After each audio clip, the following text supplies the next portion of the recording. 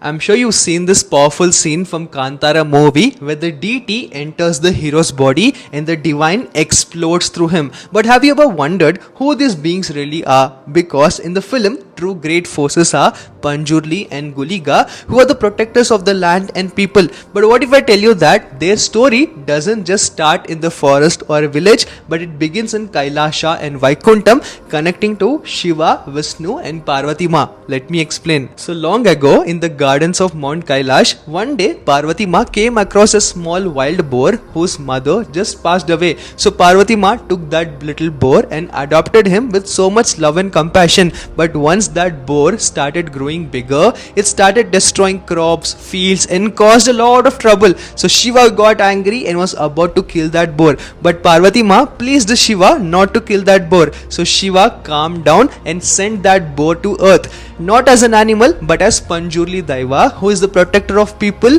and the guardian of the forest. And this is why even today farmers and villagers worship Panjurli Daiva. Then next comes the Guliga Daiva, who is a fierce deity, and his story goes back to Parvati Ma again, where one day Parvati Ma brought some ashes for Shiva, and in those ashes there was a mysterious stone. But Shiva, being annoyed, threw that stone away, which landed in Vaikuntham where Vishnu stays. And from that stone a fierce creature called Guliga was born to serve Vishnu. But Guliga's nature was fierce, destructive and always hungry. So Vishnu was unable to bear his violence and sent Guliga to earth, where after wandering for a while, Guliga entered the land protected by Panjurli and they both started to have a battle. But then Durga Ma came in and stopped them and declared from that moment Panjurli and Guliga would be companions, where Panjurli had the role of blessing people and Guliga was given the role to protect sacred boundaries and uphold justice. Well, even today these divine forces still descend to earth through an ancient ritual known as Bhūta Kola or Daivanema, celebrated across Udupi, Mangaluru and other nearby villages, where on these nights is where these Daivas